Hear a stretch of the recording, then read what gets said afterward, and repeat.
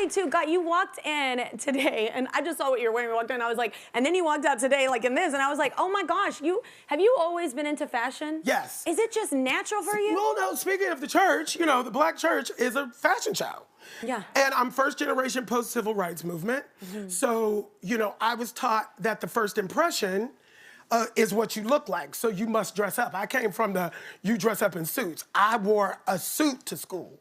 I wore a jacket and a tie to public high school. Yeah. You know, dress for the job you want, not the one you have, was what my great Aunt Dorothy told me. Yeah. So, you know, there were lots of combinations of that. And then I've been able to now use my fashion sense as activism. Yeah, I like that. Yeah. To make a political statement as well. Yeah. Yeah, and I feel like every time I see you, like on a red carpet, like literally you are a walking fashion, but also / political statement. There's always something happening that's deeper, and I love that. Always dual, yeah. Yeah, and that's on purpose? It's always on purpose. Yeah. Everything I do is intentional. Okay, I love Everything I do is on purpose. Yeah.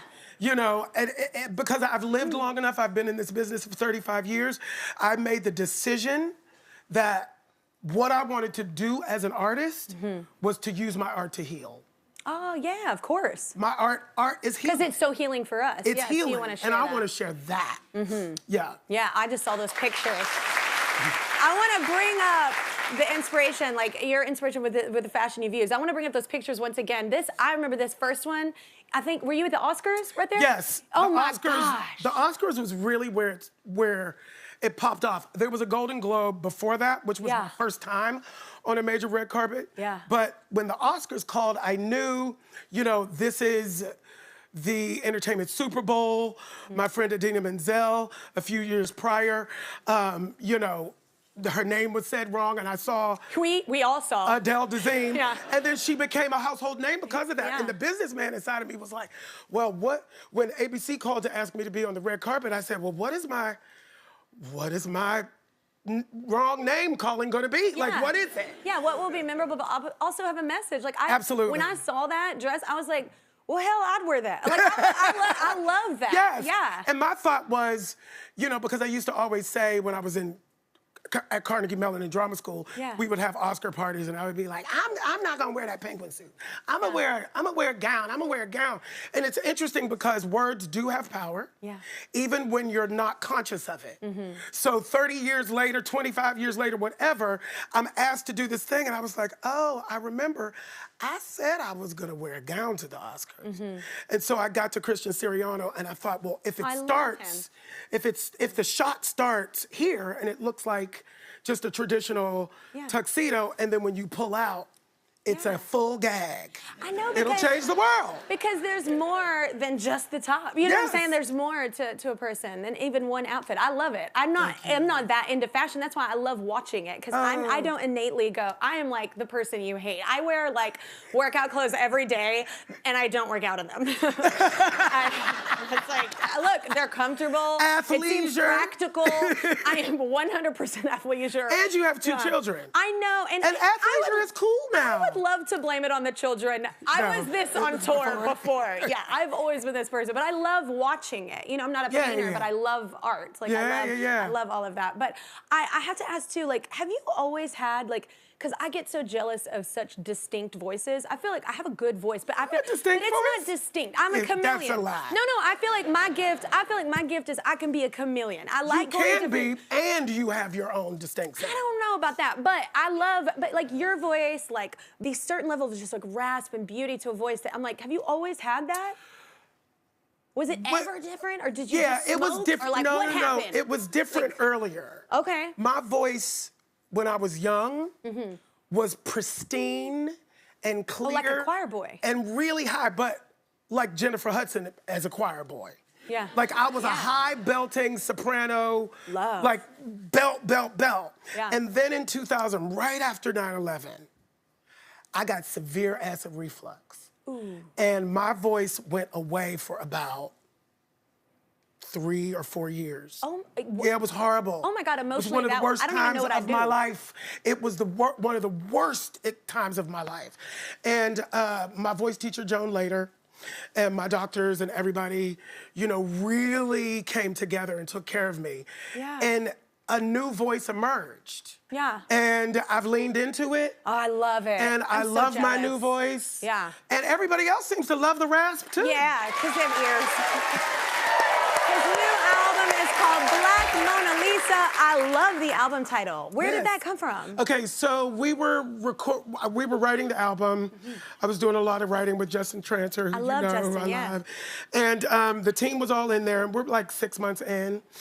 And I don't remember where the title came from, but it just showed up. Black Mona Lisa. And like the whole room And look at that froze. art. Oh my God. Yeah, the whole room froze, and I was like, oh my God, oh my God, oh my God. And then like 20 minutes later, we had written the song. Yeah. And what I love about it and what it means for me, because this album is so personal, and it's my 5th album, and it's the first one where I've written everything. It's all except one original, song. right? Yeah. All original. It's a pop album. I've written all but one song, and everything is from the depths of my soul. I have lived a life, and I get to talk about that life through the original gift, which is my voice. And so, you know, conceptually, the Mona Lisa is relevant past, present, Will be in and forevermore. Yeah, it's classic. So I'm saying that about myself. Yeah. I'm claiming that about myself. You have to speak life into yourself. Yeah, you have to know that about yourself and feel that about yourself if somebody else is going to see it. Correct. Yeah. So I'm learning to speak life into myself. Which is important. Right? Because if one can't sit in the fullness of their purpose, then we don't know how to show up properly. Oh, wow. You know what I mean? Yes, I do. Yes. And it's hard because, you know, we live in a space where so many people have opinions about stuff. And when you know who you are and you can speak about that power, very often you're labeled as arrogant or narcissistic. Yeah. Right? And that's not the case. There's a difference. There's a fine line, but there is a difference. And I have, in the last few years, been able to find that power in my life, in art, and work, and everything. I had advice. Go ahead. Somebody gave me advice years and years ago, and I loved it because it reminded me of something you said, but it was like, take advice only as advice, not gospel. Absolutely. Like, because you know your truth, but it's also great to hear other people and their ideas, but at the same time, like, especially with artists, it's like, you know who you are deep inside, like, and what your purpose is supposed to be as an artist, not to be like somebody else. So I love that as well. I have to talk about this because I love these lyrics. Sometimes I fall into damaging thoughts. Right? That's a whole conversation right there. Like I don't deserve all the love I got. But then I take a second just to breathe. I always come back to me. Explain. What is that? It's very powerful. As a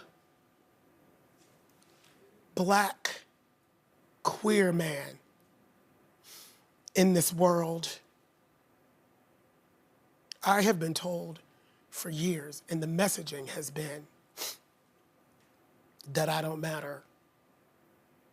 We are living in a time right now where at the highest levels of government, churches, humanity, folks are dismissing entire groups.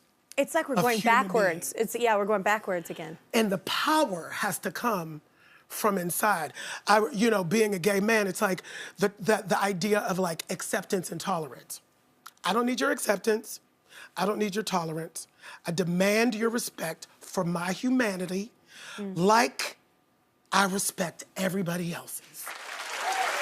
Amen. And then also, when people start talking about tolerance and acceptance, that's so demeaning to me in those words, because I feel like, no, you should just love them. You can just love them, like who they are. It also puts the validation for yourself in somebody else's hands. Yeah. Validate yourself. Yeah. I don't need anybody else to validate me. Yeah. I am enough just as I am. Yeah. I guess I have two questions here. Like, how do you fight? Because people are being attacked, like on a, like you said, a government level law. They're trying to pass laws that literally send us backwards. And that is fearful for me as a mama as well. Not only for me in my everyday life, but as a mom raising a boy, raising a girl, I want them to grow up in an environment they can literally be anything they want to be. And that is awesome, because that is your purpose. Yeah. How do you keep the fight for that while also, like, because the LGBTQ plus community is definitely under attack, and so how do you do that without, because I feel like people are being like, oh, they're being, you know, aggressive about it or something, and you're fighting for what is just right. Yeah. Like, how do you fight for that in your way? Well, first of all, respond and don't allow anybody to police your response. Yeah. There's a reason why I'm aggressive. You attack me, and then I'm the problem. That's called gaslighting. Oh, I Okay? know it well. So we're not doing that. So we're not doing that anymore. Yeah, no, we're not. But not. the thing that the thing that grounds me is I'm 54 years old. I came out in 1985. I lived through the AIDS crisis. Mm-hmm. I know that love always wins. I've seen it. It's a circle of life, right? Yeah. So what we have to do, who are the people in the positions to make the change, is understand that the change has already happened. That's why the pushback is so severe. I know, but also I don't find it aggressive to just stand up for something so simplistic as just being able to be you. It's not. That's not aggressive. And that's to a me. silencing mechanism from the other side. I see it all the time. Whether they use the buzzword of politicization. Well, yes, of course it's politicized. You're trying to take my rights away. Yeah. Yes, it's political. You're trying to silence me. Yeah. And that is not going to happen in the arts. You know, because I'm a writer too. Yeah. So another buzzword for me is, oh, it's too preachy. Somebody needs to be preached to. Yeah, I was gonna say. Because the world is a mess. Yeah, we're not killing it. We're not killing it. But you know what's so funny? Y'all just want me to shut up. Well, I understand that well too, because I'm a woman. But Exactly. Yeah, I love that.